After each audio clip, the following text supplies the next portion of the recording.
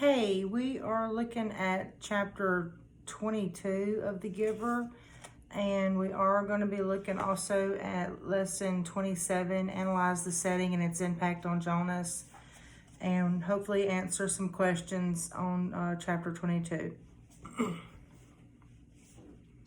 Chapter 22 does start on page 214. Now the landscape was changing. It was a subtle change, hard to identify at first.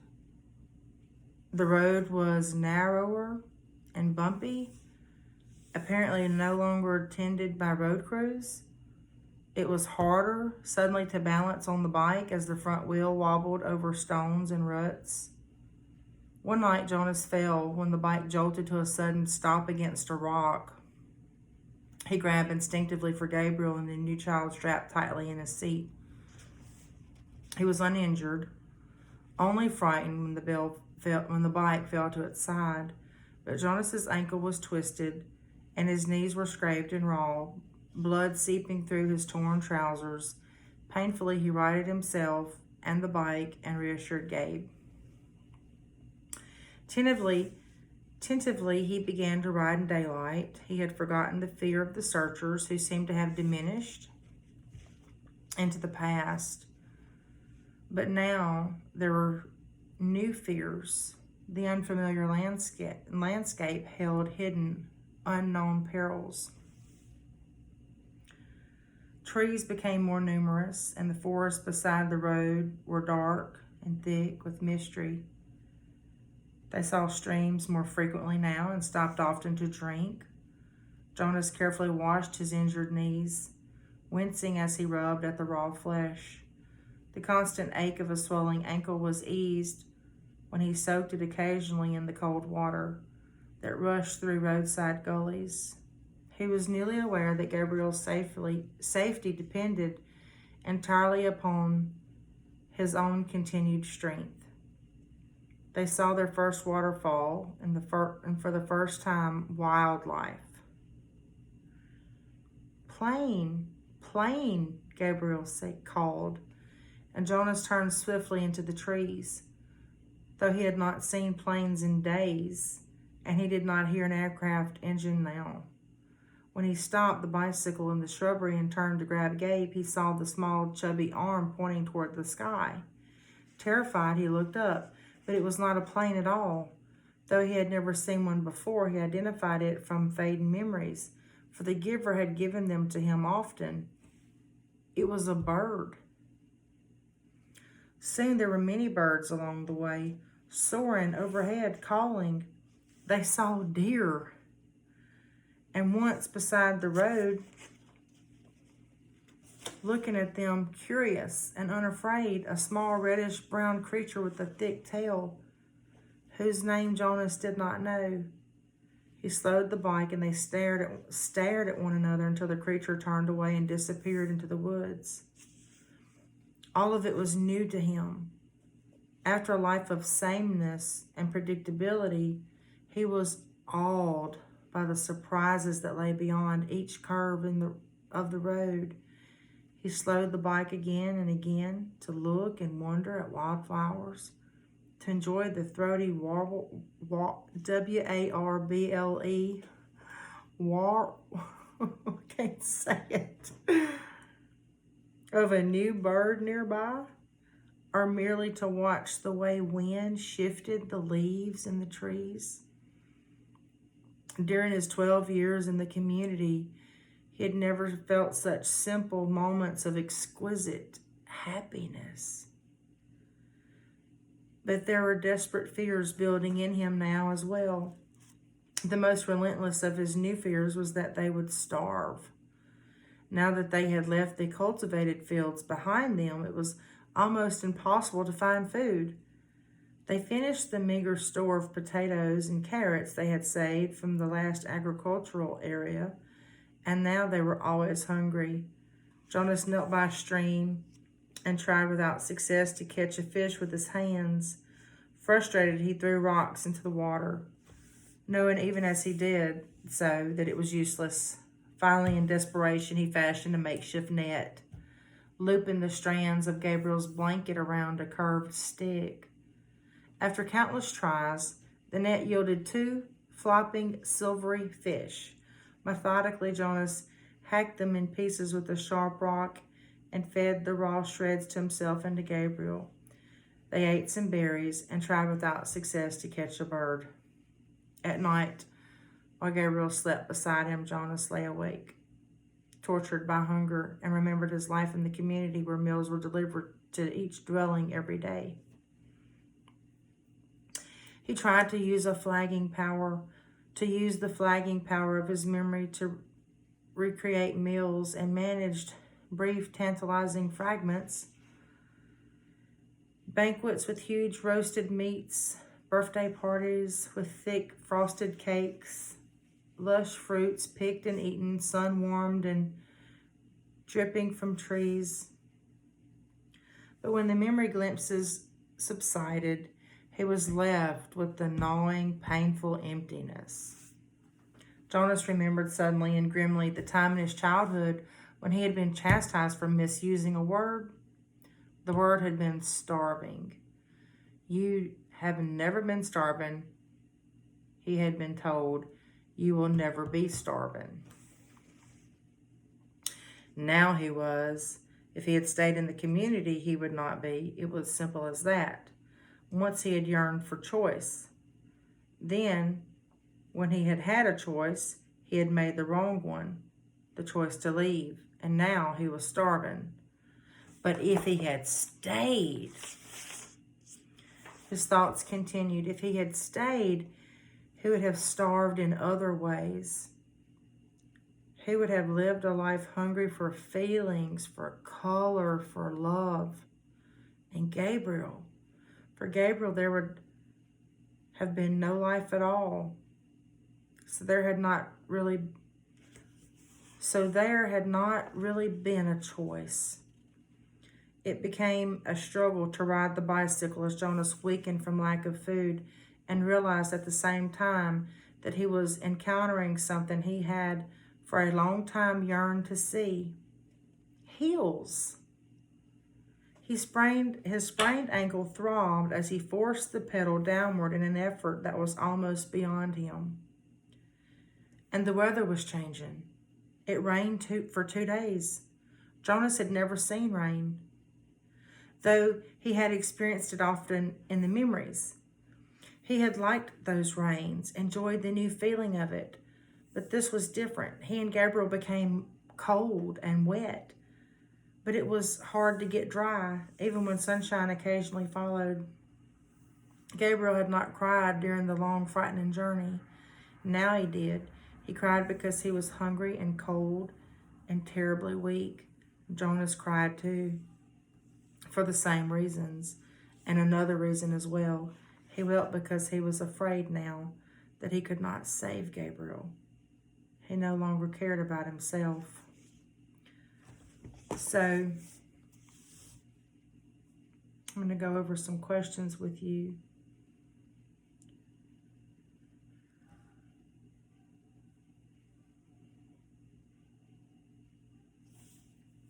How does the description of the setting at the beginning compare to the description in the chapter's opening?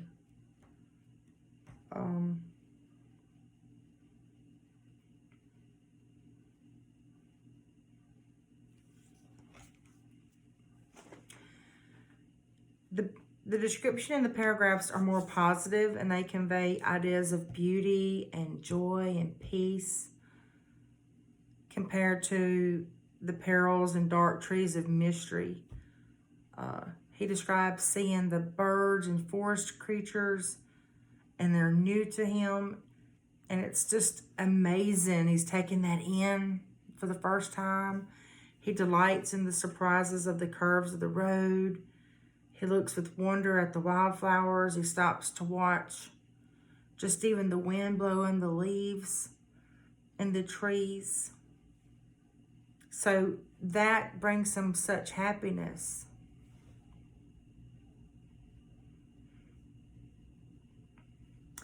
How does this contrast in the setting connect to themes that we haven't discussed themes yet, because I wanted to finish reading the book before. So we're going to go back and discuss themes after we have one more chapter to read, and then we're going to go back. But you have in this chapter, you have the beauty and joy, but also a bumpy path, an unfamiliar path. Okay? So Jonas has pain with his ankle. He also is appreciating the beauty of the wildlife. He's got sounds that he hasn't heard or experienced in real life before, other than the memories. The surprise twists and turns on the road. It's like he's loving all of that. It says that he has never felt such exquisite happiness in all of the years that he was in the community. So it's almost like he wasn't really living. He was just going through the motions. If you've ever heard someone say that, just going through the motions, not really living life, not really feeling true joy, the simple things. But with it comes danger. You know, he was protected from certain dangers, and now he's not. And he's experiencing that also.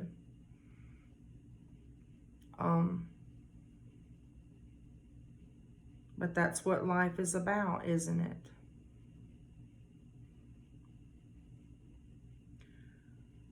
So let's look at some questions.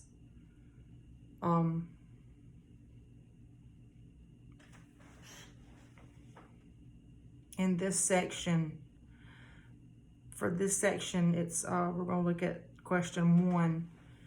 How does Jonas' experience in this new setting impact Jonas? Identify 2 ways Jonas is changed by his experience in the new setting. Cite evidence from the text. The new experience has changed Jonas by increasing his determination and his selflessness.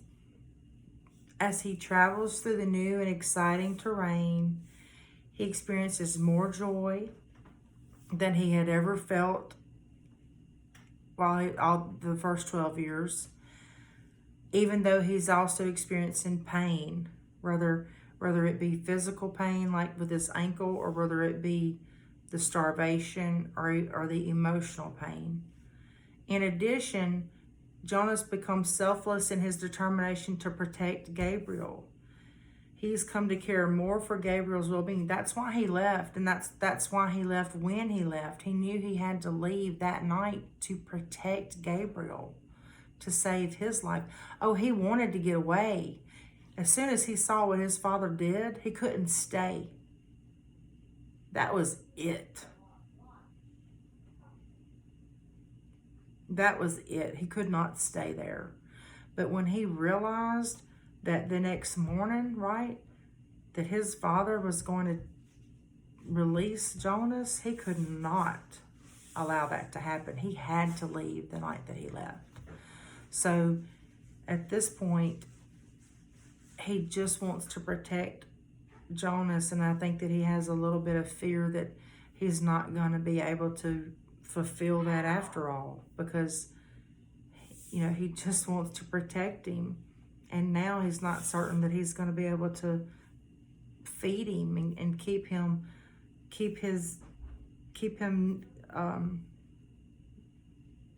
from being so hungry, because he's in a new place. But he loves him, and he wants to protect him, and he's going to do everything he can to provide for Gabriel. He's going to do everything he can.